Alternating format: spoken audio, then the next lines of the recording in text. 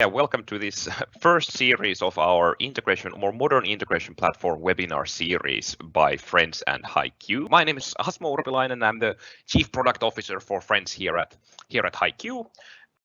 And like I said, yes, welcome. And this is the first part of a six-series webinar series where we will be tackling all sorts of integration challenges, integration use cases, more architectural challenges, business use cases. But here today for our first webinar, we're going to be taking a look at what a modern integration platform should entail, and especially focusing on two separate areas and kind of like two new emerging, I would say, architectural practices or platform practices, and kind of be taking a couple of use cases regarding those, and also maybe having a little bit of a deep dive into the technology and the architecture behind those sorts of use cases. But if we get started here right off the bat, and maybe with a couple of words before we get started here. So the webinar is 45 minutes, and the presentation will be around 30 to 35 minutes. And please, if you have any questions, we should have the Q&A functionality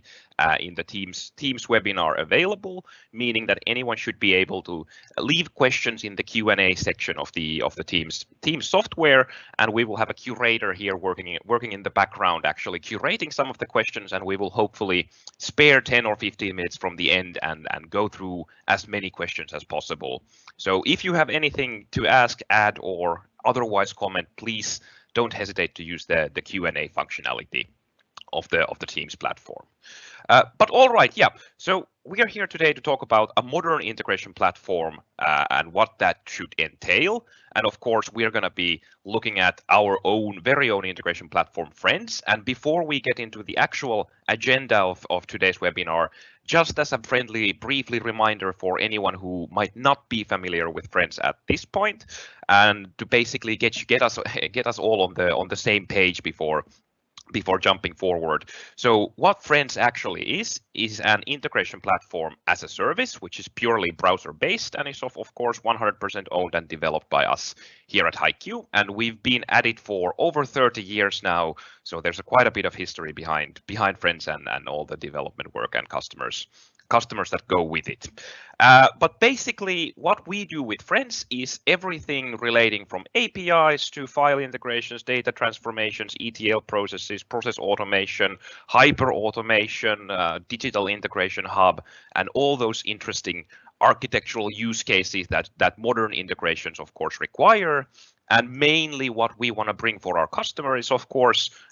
speed and efficiency in the development phase, where we are utilizing our very own low-code approach to speed up the development side of things, and of course automate as much as possible of the DevOps processes around the development work, such as version control, documentation, etc. But we are not here today to talk about and kind of have a deep dive into the Frends platform itself, but rather have this more of a broader overview on what are the kind of most interesting or latest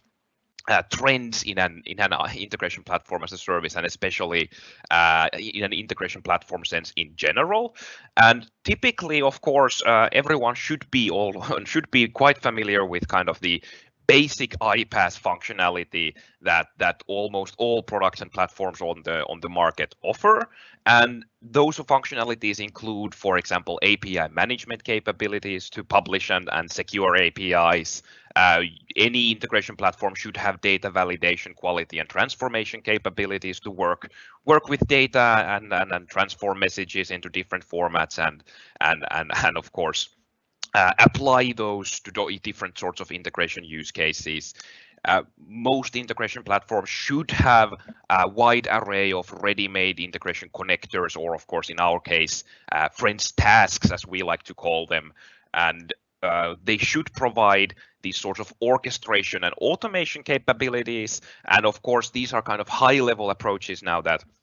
that every iPaaS or integration platform as a service should be able to provide. And most of the functionalities are, of course, a little bit different depending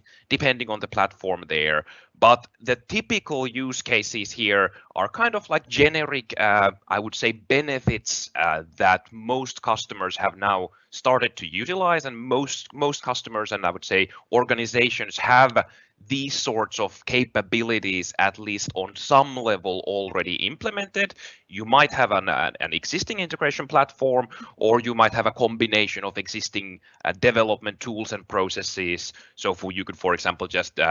create an automation or DevOps pipelines using your preferred solution. But these are the kind of typical use cases and I would say functionalities that any organization wishing to kind of improve their, I would say, integration excellence should take a look at. And of course, we at Frends provide all of these and much more. But this is not why we're here today. And today, what we're actually here to talk about is a modern iPaaS. So those new use cases and architectural approaches that you might not be that familiar with yet. And of course, that's why we are here to enlighten you about some of those use cases. So a modern integration platform such as Frends should also provide you with a unified, distributed, and a container-supported scalable architecture. So this is one kind of the key reasons that many people, I think, tend to overlook when looking at iPaaSes or integration platforms in general, is the lack of, I would say, the distributed architecture ideology where you could bring the platform to where it's needed rather than just have it as a cloud service somewhere where you have no control over what's happening with your data, and you basically have to trust the vendor of the platform that they're not gonna do anything funky with it. There are a couple of players on the market who do support these sorts of scalable and distributed architectures such as we do with Frends, but they are of course in the minority at the moment. But maybe more interestingly, we feel that a modern integration platform as a service should provide excellent hyper-automation capabilities. And this is, of course, the next step that we're going to be taking a look at in the presentation on how to get the benefits of RPA. So most of you have probably been caught up in the RPA hype train where you can get amazing results by basically automating human work and kind of apply these sorts of automation chains to basically provide end-to-end business process automation using robotics and robots to do the work of humans. But what the hyper-automation ideology actually proposes is not to actually start implementing and automating end-to-end processes purely with RPA tools, but rather actually combine RPA with the capabilities of an integration platform, which results in the same benefits, but without the huge operative costs that go along with, of course, maintaining the robots. And of course, the ideology and architecture is quite a bit different behind an integration solution and, of course, a robotic solution. But alongside the hyper-automation capabilities, we feel that a modern integration platform as a service should also be able to act as a digital integration hub, which basically provides you with a way to modernize your whole system landscape and drastically cut any front-end development project's costs by creating this sort of a unified approach with which you interact with of course, backend systems, maybe IoT devices, maybe with some human processes. So there might be an approval process that the Digital Integration Hub implements, and all sorts of different use cases, which are mainly relating to different sorts of API exposures or of course front-end projects that the customers might have. And finally, of course, we feel that all of these kind of traditional use cases that every iPaaS should be able to incorporate, combined with the hyper-automation, digital integration hub, and the distributed architecture, should be accessible through this holistic approach that you don't need to learn several different tools or platforms or ways of working or methods of working, but instead you should have a single centralized platform that's able to fulfill all of these different approaches and use cases, and especially provide you with that reusability and kind of interoperability of the different components and functions that are implemented on the iPaaS across the border, shared with all of the different approaches and use cases that we might implement.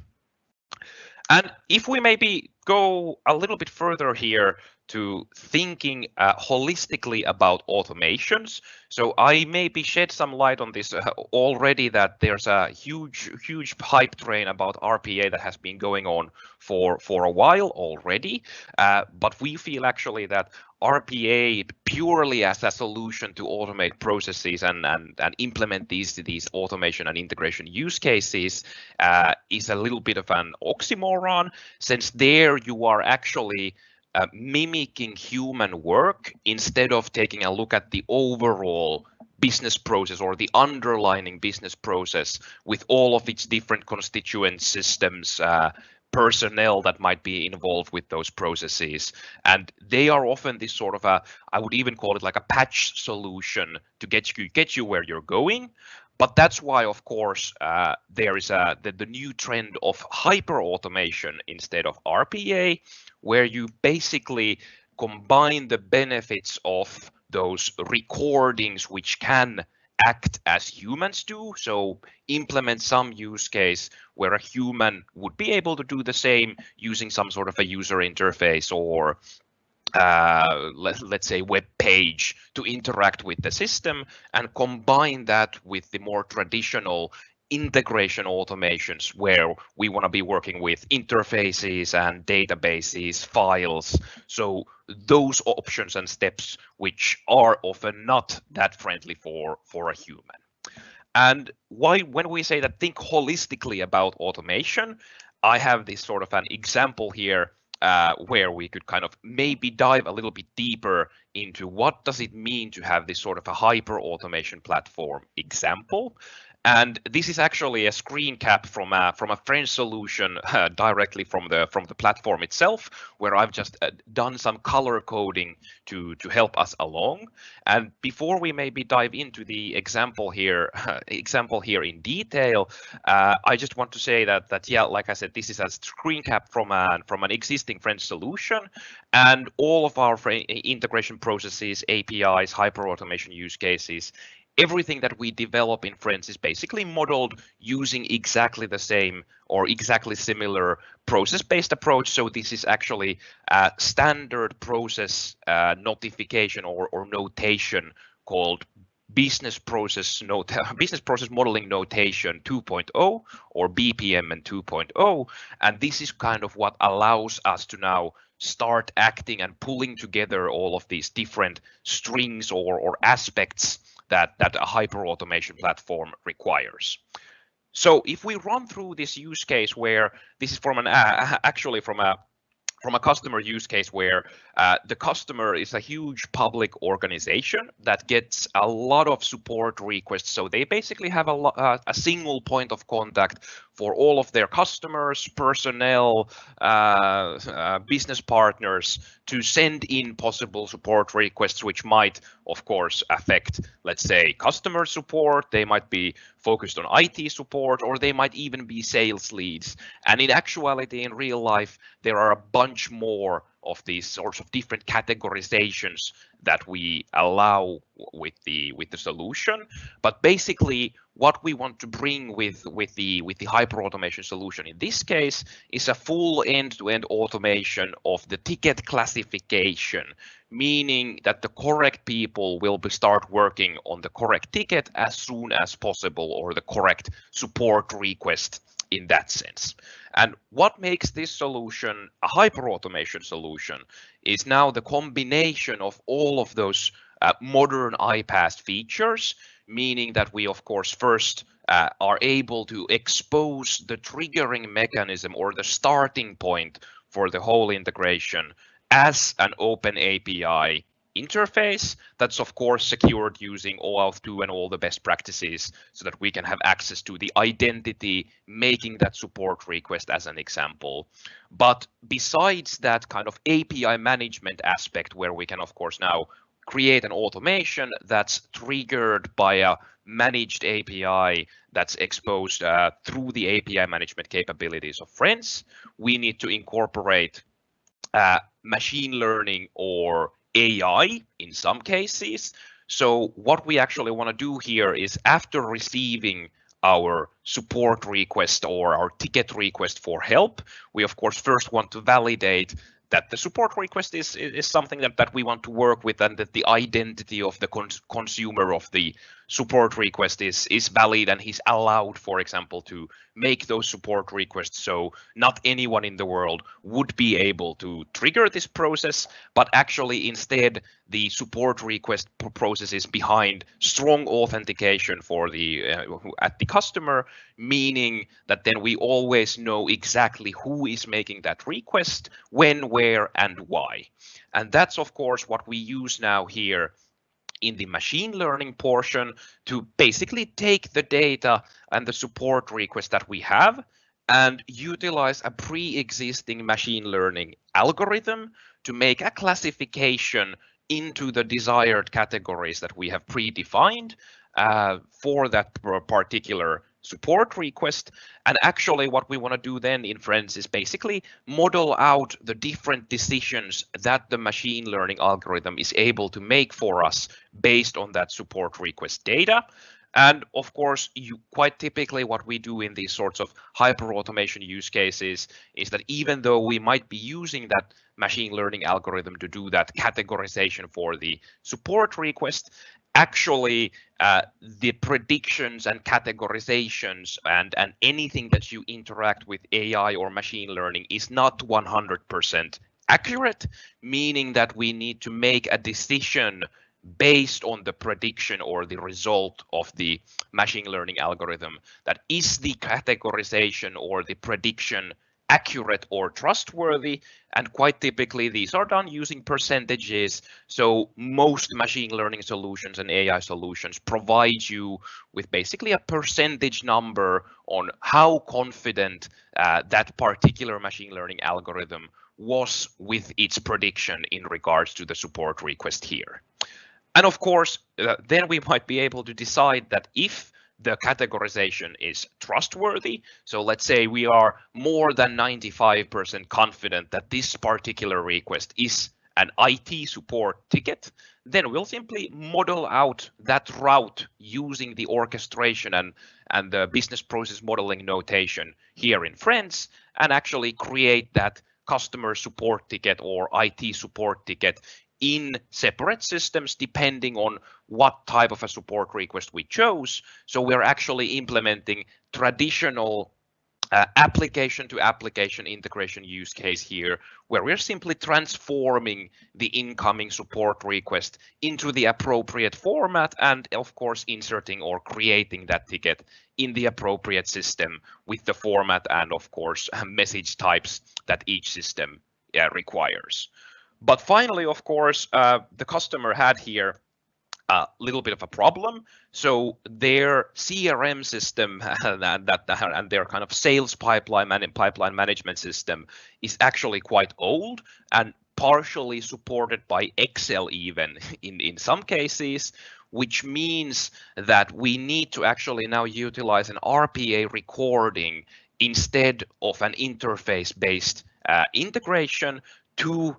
of basically create that sales lead into the CRM system. So here we're actually making three different decisions, two of which are now purely focusing on integration and iPaaS capabilities. So those ready-made integration connectors, which provide you with that plug and play connectivity and functionality for the IT support system and the customer support system, but then no interfaces exist for the CRM system, which means that we need to actually now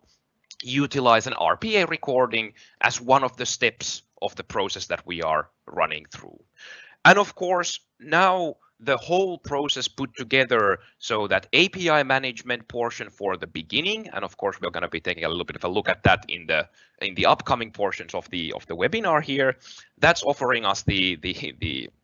kind of beginning part and the kind of, I would say, API management side of thing of an integration platform. We are incorporating that AI and machine learning to provide us with intelligence for the process to replace human decision making. We are providing a visual orchestration for all the different options and paths that the process can take, and finally utilizing an RPA recording to create the sales lead. So incorporating that RPA recording to the whole process as well. And now, of course, we are visually monitoring that whole end-to-end process. And of course, we can set KPIs for the process, such as, for example, more than 90% of our categorization should be all right, or that at least one support ticket, one customer ticket, and one sales lead should be created every day. And then we monitor those KPIs and the performance of the end-to-end process that we have now created. But maybe to dive a little bit deeper here into the hyperautomation platform ideology, oftentimes when you're creating these sort of hyperautomation use cases that incorporate all of these different aspects and facets of RPA, API management, machine learning, and integration capabilities, there still needs to be some form of human interaction with the whole process. So that's why typically nowadays we actually utilize not the platform itself to interact with the process, but actually existing collaboration tools and platforms that almost all organizations already use, such as, for example, Microsoft Teams or Slack. And this is the kind of correct pattern or correct way from a hyperautomation perspective, that you shouldn't have to, let's say, log into an RPA platform portal and navigate to a certain view there and then click OK, I'll accept this lead here. But instead, what should actually happen is that you should go along with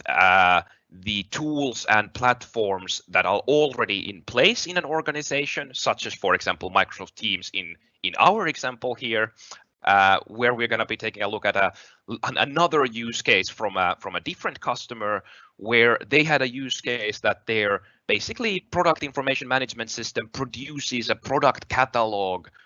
every day at 6 o'clock. And what they wanted to achieve is that they wanted to see if that product catalog file has changes compared to yesterday's file. And if those changes, or if the change percentage between the old file and the new file is larger than 5%, they want to actually have a manual step there in between to approve those changes or not. So basically what we implemented there in that case with Frends is, of course, getting that product catalog functionality using the integration capabilities of Frends, and then we are using machine learning to find any differences between the two different files. And finally, of course, making that decision, has that file changed more than 5%? And if, of course, or less than 5%, sorry. And if yes, we can, of course, automatically approve the catalog. But now if the changes are larger than 5%, we are in a similar situation that we now need a human to make that decision for us. And what this means in practical terms is that we can incorporate teams into the process and involve basically the process owners from the customer organization directly with the integration process by basically creating these sorts of notifications where we can directly, for example, send the notification to the correct person responsible, where they might be able to view the new file, the old file, and maybe add in some sort of a comment, and of course approve the file manually, meaning that inside this step in the process or the automation process, we are actually now interacting with the process owner using the tools that they are familiar with and adding interactivity, such as in this Teams example, to that interaction with the process owner.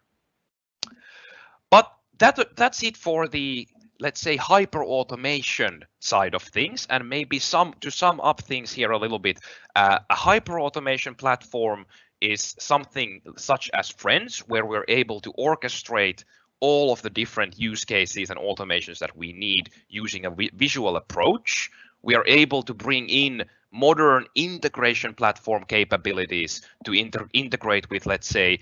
plug and play style systems and interfaces. We're able to incorporate API management into the mix. We're able to incorporate machine learning and AI into the mix, and we're able to utilize RPA recordings as individual steps in the process. And finally, we incorporate basically the process owners and the customers and humans to the mix, utilizing existing collaboration platform tools rather than force business users, for example, to navigate the Frends platform in itself, since that streamlines the the communication and the whole process by choosing this approach rather than another way. But of course, moving on here, what we should be kind of also taking a look at is something that I mentioned earlier, which was that digital integration hub. And also I'm following along in this sort of a same pathway of thinking that you should think holistically about API management. And API management is kind of like RPA in our previous examples, that most customers already have some sort of API management in place to secure APIs, gather APIs into a single catalog, manage the versions and life cycles of those APIs, etc., etc., etc. But what you should actually think about is a digital integration hub, which takes the concepts of API management and now combines those with basically the best architectural principles that you usually utilize to create the underlying APIs for the API management, and also combine those with the integration platform capabilities and functionalities. So not only being able to securely publish and maintain, operate all the APIs that you have, but also create that layered architecture below the API management automatically using the single platform and a single approach. And from an architectural point of view, what does this mean? That a digital integration hub should, of course, have the API gateway functionality in place to expose the APIs from a chosen location, secure access to them via authentication and authorization management. There should be, of course, all sorts of analytics and monitoring capabilities there to keep track of who's using what API. But the differences start when we go below the API management and API gateway layer into the runtime layer, where now, of course, in this sort of a digital integration hub ideology, we are splitting basically the functionality of the integrations and the integration hub into two separate layers. So we have the API management layer followed by the API and integration runtime, which should be scalable and should be deployable to wherever the customer so desires. And of course, with Frends, we achieve this by basically providing those agents or distributable integration runtimes that the customer can deploy wherever that functionality is needed. And a nice thing about Frends is that, of course, we now offer all of our capabilities, including the hyperautomation executions, API gateway, so publishing APIs, and even the API runtimes. They're all the same agents, so they're all a single harmonized platform that's able to provide you with all the different use cases and ideologies that you need to implement the use case. But the key difference here between a digital integration hub and a more traditional API management solution is that typically what you would have had I would say the last few years, according to most best practices and the latest and the greatest, is that below the API management layer, you would have your system interfaces, maybe microservices, maybe even APIs offered by the integration platform. But in a digital integration hub, you are actually managing everything within a single centralized solution, such as Frends, where you're of course now scaling the execution runtime through containers, for example, but most importantly, you are also incorporating a built-in data storage that the APIs are actually using. So if in previous, I would say, iterations of this ever-evolving integration architecture, microservices might have had their own internal data storages to store, for example, loyalty data or let's say customer or product data or payment data. Now what we do with a digital integration hub is instead of having those separate microservices below the API management, we have a single unified runtime that has a single shared data storage between all of the different solutions that we have. So you can kind of think of this as kind of like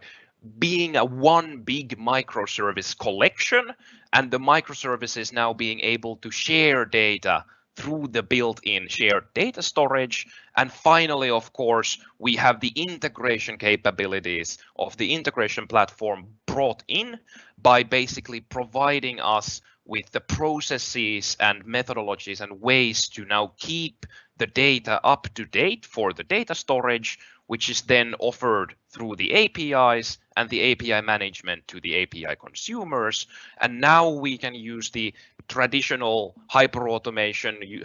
functionalities or traditional integration functionalities to implement that data synchronization between our data sources, or let's say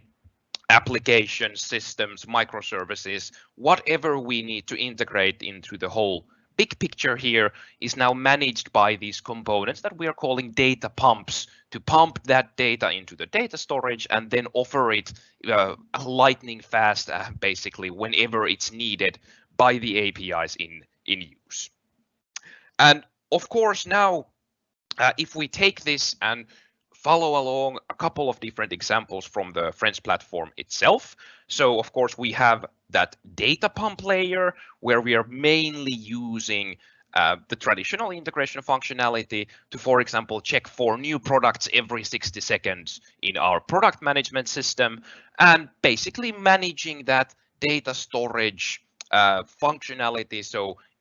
is the product data up to date? Should we update the product or insert a missing product into that central data storage, which of course is now shared between the kind of bottom layer or the data pump layer and then the API layer that's now actually retrieving that product data from the shared data storage that our data pump is now, of course, keeping up to date.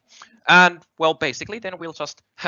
function that API, and rather than retrieve the data directly from our PIM system here, we are now actually accessing it through the data storage and the built-in data storage that the platform provides for you. And of course, there are several benefits to this approach. It makes creating new APIs on top of the data storage much faster than just directly communicating and integrating to the systems and data sources itself. And of course, this completely eliminates all latency related issues or performance related issues, since the data is always close to the API and close to the consumer of the API. And this also, of course, allows us to, for example, combine multiple aspects of our data together without creating any sort of overhead for the solution itself. And maybe as a showcase here regarding the digital integration hub, we've actually just developed this new Levi.ski mobile application for the largest ski resort in Finland called Levi, where we of course implemented the digital integration hub as the kind of, I would say, alpine digital platform in this sense, and we also as HiQ developed the actual mobile solution that's now utilizing all of that data functionality and access provided by the digital integration hub to the consumer in the form of the mobile application as an example.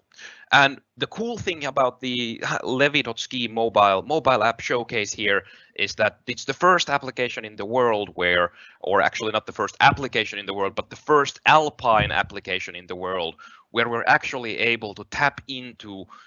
all of the different data sources that exist within the Levy ski resort. And these include stuff like the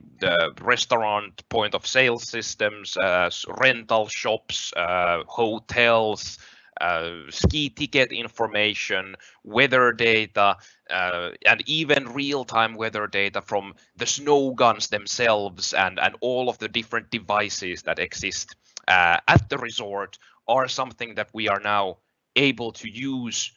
within our digital integration hub, which would of course look like this. So as the same picture that we looked at there previously, but we have all of those different data aspects, such as the CRM for the customer data. There's a bunch of IoT data and device data, like I said, from the snow guns and all of and for example, open weather data that we're able to pump to that centralized data storage. And then we're of course integrating with all of the web shops and point of sale systems, so we can get all, for example, digital receipts and things like that. That data is combined into the data storage. And finally, of course, there's the loyalty program that provides, well, basically combines data from, of course, all the purchases with the CRM data of the customer that's now interacting with the ski resort in some way. So now using this ideology where we're actually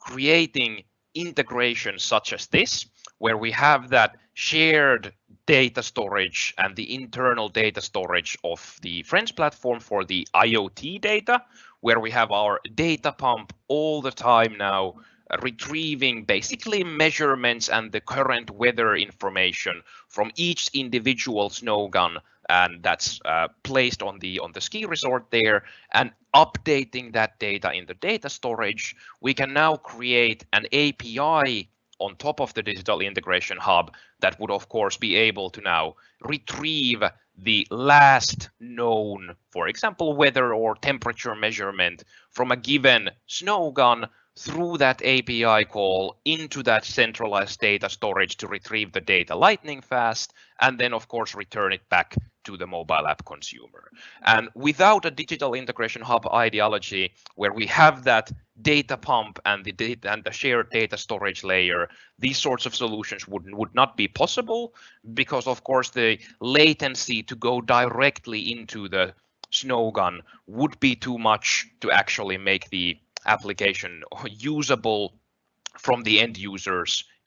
perspective. And now this also of course allows us to create these sorts of new, I would say even business aspects, where we basically can implement the loyalty program by simply combining data from web shops and the point of sale systems with the existing customer data in our CRM, and combining that in the data storage layer and providing that through the APIs to the consumer without actually having to use any sort of a loyalty system or loyalty application per se. So actually the loyalty program is implemented directly by the digital integration hub in this use case. So maybe to sum things up here a little bit. So a digital integration hub is the combination of API management capabilities with, of course, scalable integration or API runtime, combined with shared internal native data storage used by the integration runtimes or the API runtimes to, of course, deliver API and integration functionality to the top level here. And finally, we combine that with the data pump functionality. So traditional integration use cases to connect our data storage to all of the different systems, data sources, use cases that we need to offer the API functionality from the top level down. And of course, the benefits, like we discussed here, is reducing latency, so enabling new integration and API use cases such as this natively, and of course, combining that data from multiple different data sources to create new functionality that didn't exist before. And now you can, of course, think on whenever a new API needs to be created. So the Levy mobile application is nowhere, is by no means completely finished. So there are plans to bring all sorts of cool stuff like gamification and interaction with your friends through the app, etc., etc. So new functionalities and features for the application. So what does this mean from the digital integration hub's perspective is that actually because we already have most of the data available to use directly within the platform through the data storage and the data pumps, we can actually create new APIs and new functionalities to be implemented here on the mobile app side of things with a fraction of the cost, because basically the integration costs to the systems have been eliminated completely in this case. And it's simply a matter of choosing that, yep, here we want to use, let's say, the point of sale data combined with, let's say, IoT device data to create some sort of, I don't know, gamification for the fastest skier into this restaurant gets a free hot chocolate or something along those lines. Good. We have 5 minutes official time left, so I would like to thank you for your time at this point. I think we could actually wrap things up here today. And I'll thank you for your time, and don't forget to subscribe for our next webinars in the upcoming series, where we will be diving deeper now into particular use cases, such as, for example, the integration functionality or the traditional integration functionalities here. We will be taking a look at how, for example, the human interaction level here can be implemented using Frends to connect, for example, Teams notifications to an existing integration processes, and maybe going a little bit more technical and into detail on all of the different aspects that we kind of outlined here today. But perfect. Thank you for your time, and we will see you in the next webinar.